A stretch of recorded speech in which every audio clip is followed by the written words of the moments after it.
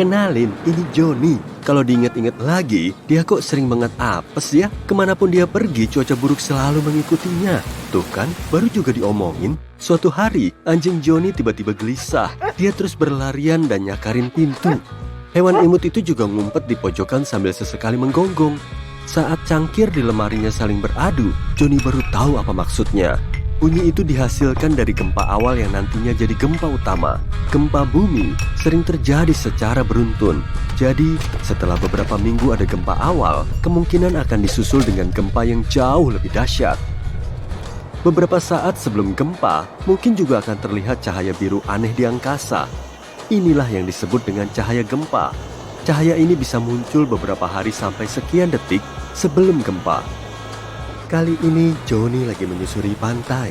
Tiba-tiba dia melihat garis pantai menyusut drastis. Oh, Johnny, buruan lari dari situ. Tsunami akan segera datang dan nyawamu bakal jadi taruhan. Kamu harus segera bereaksi. Kalau permukaan air laut naik secara tiba-tiba, itu tandanya akan ada tsunami. Bahkan dalam 40% kasus, tsunami memang terjadi. Air yang datang adalah gelombang tsunami pertama. Kemudian, gelombang kedua yang jauh lebih besar bakal nyusul dalam waktu 10 menitan.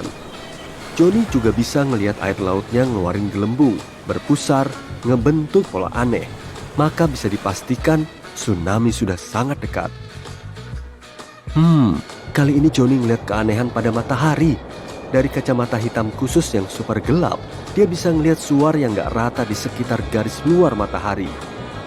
Kalau sinar aneh ini juga dibarengi dengan aurora di seluruh dunia, berarti ada badai matahari. Jenis badai ini biasanya disebabkan oleh gangguan di medan magnet matahari, sehingga ledakan gas dan radiasi di permukaannya jadi sangat masif hingga mencapai bumi. Untungnya, badai matahari nggak begitu membahayakan manusia, tapi bisa mengganggu aliran listrik dan memicu pemadaman. Langit di atas kepala Johnny terlihat gelap kehijauan, dan tiba-tiba keningnya ketimpuk sesuatu. Aduh, ternyata dia baru aja kejatuhan bongkahan es. Tapi saat itu nggak turun hujan dan cuacanya nggak begitu dingin. Setelah itu, dia mendengar bunyi berisik. Suaranya makin mendekat dan berubah jadi deru keras. Mirip kayak bunyi kereta api. Tapi ternyata itu bukan kereta yang mendekat, melainkan tornado. Pusarannya memang gak kelihatan di balik lapisan puing-puing, tapi Johnny yakin banget kolom yang berpilin itu memang tornado. Johnny, kamu masih di jalan ya? Buruan, keluar dari mobil dan kabur dari situ. Kamu harus segera nyari parit dan tiarap di dalamnya sambil menutup kepala. Oh, kamu lagi di dalam rumah ya? Berarti kamu harus jauh-jauh dari jendela dan sebisa mungkin ngumpet di ruang bawah tanah. Johnny, kamu perlu waspada kalau melihat awan kerucut kayak gini. Tandanya bakal ada badai dahsyat. Dan kalau awan tadi mulai kelihatan muter-muter, langsung ngumpet aja. Awan ini akan berubah jadi tornado saat mendekat ke arahmu. Untungnya, Johnny cuma perlu waspada sama awan kerucut hangat. Karena yang dingin gak berbahaya, tapi sulit juga kan nyari tahu suhu awannya. Aduh. Wah, Johnny baru aja ngelihat pepohonan berbentuk aneh tuh. Pohon ini mirip banget kayak huruf J yang tumbuh di lereng bukit. Jadi kemungkinan tanah yang ada di bawah kaki Johnny nggak stabil. Kalau dia nerusin jalan, bisa-bisa bakal ada tanah longsor parah. Gelombang persegi muncul saat dua pola gelombang saling bertabrakan. Fenomena ini memang kelihatan bagus, tapi jangan berani-berani masuk ke air ya. Cukup lihat aja dari area pantai. Arus silang gampang banget nyeret perenang terlatih sekalipun ke bawah air. Johnny ngelanjutin langkahnya di sepanjang pantai. Di situ, dia ngeliat ada gelombang beriak yang ngehanyutin serpihan sampah dan rumput laut. Dia tetap nggak mau nyebur ke air. Dia tahu kalau ini bisa menjadi pertanda arus pecah. Dan arus ini bisa menyeret perenang sampai jauh ke tengah laut. Ya udah, gimana kalau jalan-jalan di taman aja? Johnny pasti suka. Apalagi kalau mataharinya bersinar terik dan langitnya kelihatan cerah. Tapi tiba-tiba ada awan vertikal yang terus membesar. Warnanya putih cerah. Dan saat mendekat, awan ini jadi hitam pekat. Langit seketika gelap dan cuacanya jadi berangin. Bulu kuduk Johnny langsung meremang. Rupanya dia tahu kalau dalam hitungan detik dia akan tersambar petir. Saat itulah muatan listrik positif melewati tubuhnya menuju badai yang bermuatan negatif. Kalau Johnny nggak segera bereaksi, kedua muatan ini bakal bertemu. Duh, nggak ada tempat ngumpet nih. Berarti Johnny harus jongkok dan melipat tubuhnya biar kecil. Jangan rebahan di tanah dong. Kalau lembab, tanah itu bisa jadi penghantar listrik yang baik loh. Ada juga tanda peringatan bahaya lain selama badai petir. Telapak tangan Johnny mulai keringatan. Bisa juga terdengar derak dan dengungan aneh dari benda logam di sekitarnya. Kulit Johnny juga mulai kesemutan tuh. Mulutnya bisa ngecap rasa logam. Hidung Johnny juga mulai bakal nyium bau klorin yang berasal dari ozon. Jadi, muatan listrik telah memecah molekul nitrogen dan oksigen alias dua gas utama penyusun atmosfer ngebentuk atom terpisah. Saat atom ini nyatu lagi, sebagiannya ngebentuk oksigen beratom 3 alias ozon. Kita bisa nyium bau ozon selama badai petir karena hentakan udara ke bawah membawa gas ini dari ketinggian. Sebagian serangga bisa tahu kalau badai akan terjadi. Mereka mengantisipasi bencana alam dengan mematung. Jadi, saat Johnny melihat serangga di dekatnya mulai kelihatan ngantuk, dia harus siap-siap. Lebah juga bisa memprediksi datangnya badai hujan loh. Hewan ini akan kelihatan super sibuk 1 hari sebelum hujan. Johnny mendengar bunyi berisik saat dia lagi di pinggir sungai. Lagian, ngapain juga kan hujan-hujan gini kok malah di pinggir sungai? Dia takut banjir bandang bakal datang. Dan ternyata, dugaannya emang bener banget. Air sungai mulai ngehanyutin banyak serpihan benda. Dan warnanya langsung berubah jadi keruh. Banjir bandang emang berbahaya banget. Jadi, Johnny harus segera nyelamatin diri. Kali ini, Johnny ngelihat dinding awan menakjubkan yang membentang hingga 8 kilometeran. Itu bisa jadi pertanda akan datangnya badai parah. Tapi kalau dinding awannya mulai muter-muter, berarti akan terjadi tornado.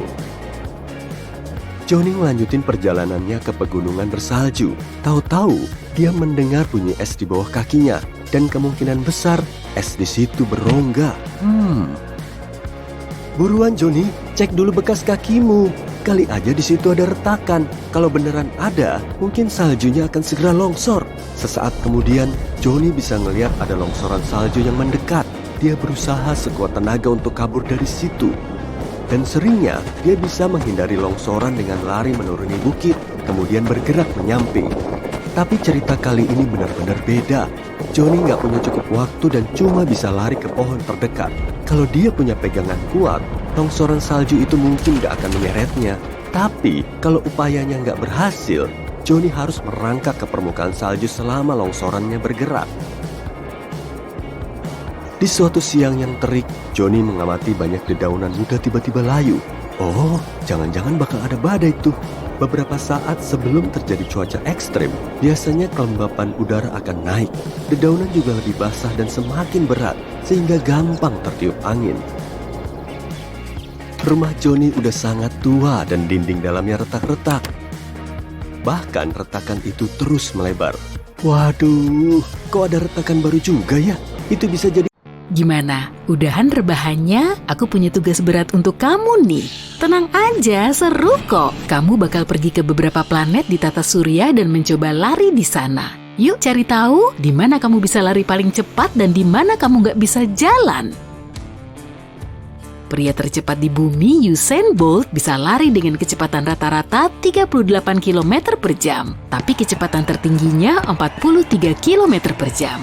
Sayangnya, gak semua orang kayak Usain Bolt. Rata-rata orang lari pada kecepatan 10-13 km per jam. Tapi mungkin di planet lain, kamu bisa mengalahkan rekor sprinter asal Jamaika ini. Kita bahas dulu apa yang bakal memengaruhi kecepatan lari kamu di planet lain ya. Gravitasi. Kekuatan gravitasi di planet yang kamu kunjungi bakal berpengaruh pada berat badanmu. Dan seringkali semakin berat bobotmu, semakin lambat larimu. Di semua planet lain yang ada di tata surya kecuali bumi, kamu harus memakai baju astronaut yang besar. Tanpa itu kamu nggak bisa bertahan. Jangan lupa juga kondisi cuaca ekstrem di kebanyakan planet bisa dingin banget atau panas banget, bisa juga sangat berangin. Kita mulai perjalanannya ya, pakai sabuk pengamanmu. Planet pertama kita adalah Merkurius. Saat kamu mengintip lewat jendela pesawat antariksa, kamu melihat planet ini mirip banget sama bulan. Tapi beberapa saat kemudian, kamu sadar itu cuma ilusi. Ada banyak kawah akibat batuan luar angkasa di seluruh permukaan Merkurius. Ini bisa bikin tugas kamu lebih susah di planet ini. Hal ini dan baju astronaut jelas, tapi kamu nggak akan bisa bertahan di Merkurius tanpa perlindungan itu. Suhu di planet ini ekstrem, 420 derajat Celcius pada siang hari dan minus 179 pada malam hari.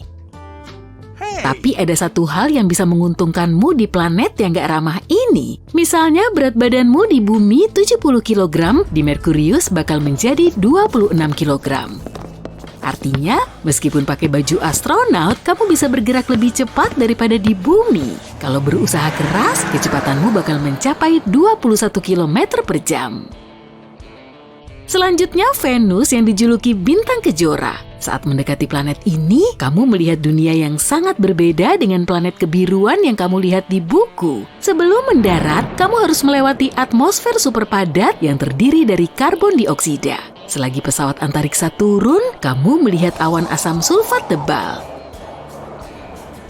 Venus sering disebut kembaran bumi karena punya ukuran dan kepadatan yang sama. Gak heran, di Venus berat badanmu hampir sama kayak di bumi, 63 kg. Memang lebih ringan di sini, tapi jangan lupa baju astronautmu. Karena kondisi Venus hampir sama kayak di bumi, kamu bisa lari sedikit lebih cepat daripada di bumi, sekitar 14 km per jam. Kesan pertamamu tentang Mars adalah dingin banget. Suhu rata-rata di sini sekitar minus 62 derajat Celcius. Dari kejauhan saja, planet ini kelihatan kemerahan. Begitu kamu menginjak permukaan Mars, kamu tahu penyebabnya. Permukaannya dipenuhi debu warna karat. Debu halus itu juga mengapung di udara di sekitarmu. Kamu melihat warna keemasan, coklat, coklat tua, dan bahkan kehijauan di Mars. Ternyata itu dipengaruhi mineral yang ada di tanahnya. Tebal lapisan debunya berbeda-beda, tapi kebanyakan sekitar 2 meter. Itu bikin lari jadi lebih susah. Di Mars berat badanmu bakal jauh lebih ringan daripada di bumi, cuma 26 kg. Ini bakal membantumu mencapai kecepatan 19 km per jam. Hebat kan? Apa tuh di kejauhan? Mirip tornado. Itu badai debu. Berarti waktunya lari. Badai debu kadang menyelimuti seluruh planet ini dan kamu bahkan bisa melihat badai terbesar Mars dari bumi. Dan sekarang ada masalah nih. Jupiter dan Saturnus adalah raksasa gas. Selain itu, planet ini sangat besar sampai bisa menelan 1.300 bumi. Masalahnya planet ini nggak punya permukaan padat. Bayangkan kayak apa latihan larimu kalau kamu bisa lari di Jupiter. Planet ini memiliki atmosfer yang terdiri dari hidrogen dan helium. Saat turun ke planet ini, kamu kagum dengan awan tebalnya yang berwarna coklat, kuning, merah, dan putih. Hal tersebut membuat planet ini warna-warni dan punya garis rata. Di Jupiter, berat badanmu 177 kg. Berjalan di planet ini bisa bikin kamu keringetan, ditambah baju astronaut, itu juga kalau kamu bisa jalan di permukaannya. Kalau kamu mencoba lari di sana, hasilnya mungkin cuma 1,6 sampai 3 km per jam. Lebih parah lagi, Jupiter berangin banget. Kecepatannya 322 sampai 644 km per jam. Lihat cincin itu enggak? Itu Saturnus, satu lagi raksasa gas yang enggak punya permukaan padat. Planet ini sebagian besar terdiri dari hidrogen dan helium. Semakin dalam, suhu dan kepadatannya berubah. Kalau kamu berusaha menginjakan kaki di permukaan Saturnus, kamu akan langsung jatuh ke dalam planet itu. Emang sih, dari atas Saturnus kelihatan kayak punya permukaan. Bola coklat kekuningan padat ini dikelilingi beberapa lapis awan. Lapisan luarnya terdiri dari awan amonia, di bawahnya ada awan hidrosulfida, dan lapisan terdalamnya awan air.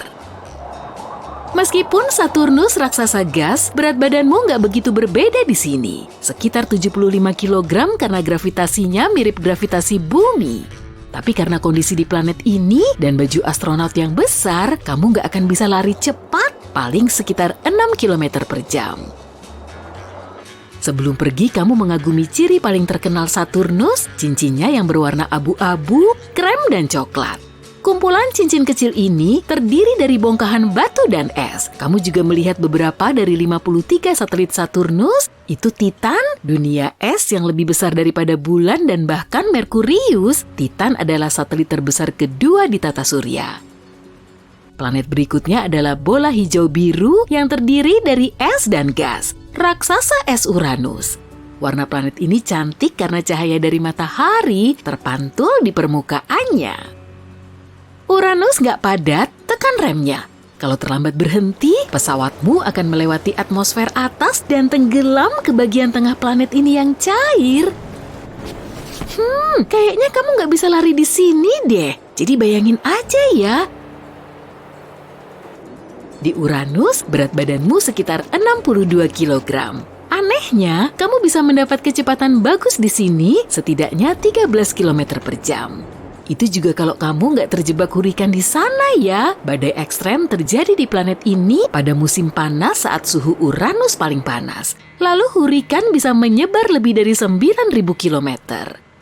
Ukuran planet terjauh dari matahari, Neptunus, adalah 4 kali ukuran bumi, tapi 17 kali lebih berat. Permukaan biru yang kamu lihat saat mendekati Neptunus sebenarnya lapisan gas yang berputar dan awan permanen. Mantel planet ini terdiri dari es air, amonia, dan metana. Kira-kira beginilah permukaan Neptunus. Tapi nggak ada dataran padat yang bisa kamu injak. Jadi sekali lagi kita berimajinasi saja. Di Neptunus beratmu sedikit Pada tahun 1996, salah satu badai salju paling dahsyat dalam sejarah menghantam pantai timur Amerika Serikat. Badai tersebut bernama Blizzard of 1996. Dari tanggal 6 sampai 8 Januari, salju turun sangat lebat di negara itu. Badai itu begitu kuat sehingga orang tidak bisa melihat apa-apa kecuali warna putih pekat. Salju menumpuk tebal. Orang-orang tidak bisa meninggalkan rumah karena salju telah menutupi semua pintu dan jendela. Orang bisa menghabiskan berjam-jam menyekop salju untuk memasuki mobil. Dan sementara melakukan ini, tumpukan salju baru sudah muncul lagi. Ini dianggap sebagai salah satu badai musim dingin terbesar abad ke-20. Sekolah dan universitas diliburkan. Toko-toko, perpustakaan, dan kafe ditutup. Jika melongok keluar jendela, kamu cuma bisa melihat tumpukan salju putih. Angin menerbangkan salju ke udara dan menghalangi pergerakan mobil. Orang-orang meninggalkan mobil untuk bersembunyi di tempat penampungan terdekat, sehingga menimbulkan kemacetan lalu lintas berkilo-kilometer. Selama hujan salju itu, badai terbentuk dan menghancurkan bangunan. Terjadi kekacauan di mana-mana. Orang-orang takut meninggalkan rumah. Angin kencang dan hujan memaksa sungai meluap yang menyebabkan banjir besar di kota-kota terdekat. Banyak negara bagian mengalami kerugian jutaan dolar karena kerusakan yang ditimbulkan ini. Namun, pada saat itu, penduduk satu kota kecil tidak menyadari masalah ini. Blizzard of 1996 meliputi hampir seluruh Pennsylvania, tapi cuaca tidak begitu buruk di Delaware County alias Delco. Kota-kota tetangga diserang badai, tapi kota yang satu ini tidak. Sejak saat itu, legenda muncul di antara penduduk setempat. Mereka mengatakan, kota kecil itu dilindungi oleh gelembung cuaca misterius. Pada tahun 2013, mereka menyebutnya gelembung Delco. Menurut penduduk setempat, gelembung ini menutupi seluruh Delaware County dan melindunginya dari semua bencana alam dan bahaya lainnya. Penduduk kota yang tenang dan cerah ini senang membahas fenomena tersebut, tapi tidak ada bukti ilmiah tentang keberadaannya. Tampaknya, cuaca buruk melewati distrik itu selama badai besar. Begitu mendekati tempat ini, badai terpecah ke arah berbeda, kemudian menyatu kembali tepat setelah melewati daerah ini. Begitulah menurut kata-kata penduduk setempat tanpa bukti meteorologis. Mereka ingat ada beberapa badai di tahun 1990-an, termasuk Blizzard of 1996. Ada pengumuman di TV dan radio yang menyatakan kalau badai akan mencapai Delaware. Tapi ternyata tak satu pun perkiraan yang menjadi kenyataan dan penduduk di sana menikmati cuaca yang nyaman. Seorang penduduk mengatakan kalau dia sering melihat perakiraan cuaca dan foto satelit dan dia melihat awan hitam lenyap di Delco. Di sini damai dan nyaman. Sepertinya waktu juga berhenti di sini. Tapi gelembung itu tidak melindungi mereka dari semua masalah. Tetap ada beberapa peristiwa banjir di sana. Jadi banyak penduduk tidak percaya dengan perlindungan anomali. Ada satu penjelasan ilmiah yang membuktikan kalau badai melemah di tempat ini. Angin laut menuju ke darat dan kadang menetap di tempat-tempat seperti Delaware County. Jalan-jalan dan sekitarnya dipenuhi udara dingin. Hal ini menciptakan stabilisasi udara. Kemudian, ketika terbentuk dan mengarah ke sini dari barat, badai bertemu dengan massa udara yang stabil ini. Badai kehilangan sebagian besar kekuatannya. Jadi, sepertinya cuaca buruk melompati distrik itu. Juga, gelembung Delco dapat dijelaskan dengan bantuan psikologi. Hampir semua rumor tentang perlindungan anomali itu datang dari penduduk lokal. Warga menulis di jejaring sosial dan saling memberitahu soal badai yang tidak menyentuh rumah mereka. Dalam kasus seperti itu, orang sering berpikir kalau mereka tidak mengalaminya sendiri, maka masalah itu tidak terjadi sama sekali.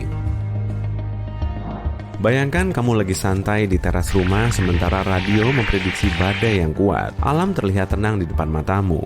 Angin sepoi-sepoi membelai wajahmu. Tapi di belakang sana, beberapa ratus meter dari halaman belakangmu, badai benar-benar mengamuk. Kamu tidak menyadarinya, lalu memposting di internet kalau sekali lagi gelembung Delco menyelamatkan kotamu. Badai adalah fenomena cuaca yang berbahaya dan kamu harus waspada terhadapnya, terutama jika kamu tidak hidup di dalam gelembung pelindung. Tapi katakanlah semua berita dan laporan tentang badai petir yang mendekat terlewatkan olehmu. Tidak apa-apa, kamu bisa tahu badai mendekat berkat awan. Salah satu awan ini disebut cumulonimbus. Ini adalah tanda-tanda terjadinya badai petir, angin topan, hujan es, banjir, dan bahkan tornado. Kamu bisa mengenalinya dengan mudah dari bentuknya yang menakutkan. Awan ini tebal, berat, dan gelap. Dapat berkilau karena petir yang terbentuk di dalamnya. Reaksi pertama terhadap awan tersebut adalah melarikan diri atau mencari perlindungan. Tapi nanti dulu, mari kita lihat bagaimana awan ini terbentuk. Udara hangat mengangkat tetesan air terkecil. Saking kecilnya sampai membentuk uap. Seringnya, uap ini naik dari laut karena jumlahnya jauh lebih sedikit di daratan. Uap naik tinggi ke langit, ke area yang bersuhu sangat rendah. Di sana, uap hangat mendingin dan tetesan berubah menjadi partikel es kecil. Kemudian, uap yang membeku ini bercampur dengan partikel lain yang ada di udara, yakni debu, es, dan uap dari garam laut. Semuanya menyatu membentuk massa homogen dan menciptakan awan. Jutaan partikel lainnya juga ikut menempel. Dan awan pun menjadi lebih tebal, massanya bertambah, dan tetes-tetes air mulai jatuh ke tanah dalam bentuk hujan. Awan penting bagi planet kita, demi melindungi kita dari radiasi kuat sinar matahari. Bisa dibilang, awan bertindak sebagai filter matahari. Saat malam tiba, awan bertindak sebagai selimut, agar bumi tetap hangat dan mencegah dingin menembus ke dalam. Hampir semua awan tidak memiliki bentuk khusus. Imajinasi manusialah yang membuat awan ini mirip seperti bentuk sesuatu. Tapi ada awan langka yang memiliki bentuk jelas dan mencolok. Awan lentikular. Awan ini menetap dan berbentuk piringan besar. Awan lentikular sering menutupi puncak gunung. Awan mammatus. Awan ini sering terbentuk di bawah awan cumulus hujan. Bentuknya seperti ratusan kantong plastik besar berisi air yang tergantung di atas tanah. Jika langit terlihat seperti bensin yang menyebar, artinya kamu melihat awan nacreus. Sering muncul di daerah bersuhu agak rendah. Kamu bisa melihatnya di kawasan yang lebih dekat di lingkaran Arktik. Warnanya terbentuk berkat matahari. Sinar matahari jatuh di awan pada sudut tertentu dan menciptakan pola ini. Awan morning glory mirip seperti tali besar yang membentang di sepanjang tanah. Kamu bisa mengamati fenomena ini di Australia Utara. Selanjutnya, mari kita turun ke daratan dan melihat fenomena misterius yang bersembunyi di rawa-rawa. Selama berabad-abad, orang-orang telah mengamati hal aneh ini. Sebagian orang menyebutnya api penipu. Pada malam hari, di suatu tempat yang jauh dari peradaban, kamu melihat cahaya terang misterius di antara hutan dan rawa. Cahaya itu berwarna oranye dan biru, seolah ada yang menyalakan obor dan melambai-lambaikannya untuk menarik perhatianmu. Mungkin ada yang butuh bantuan, dan itu sinyal darinya. Di masa lalu, orang juga berpikir demikian. Mereka berjalan menuju cahaya itu lantas mendapati diri mereka di rawa-rawa. Sekarang mereka butuh bantuan, tapi tidak ada orang di sekitar dan cahaya misterius itu menghilang begitu saja. Berjalan menyusuri rawa sangat berbahaya, jadi jangan biarkan cahaya ini menjebakmu. Ada penjelasan ilmiah untuk fenomena ini.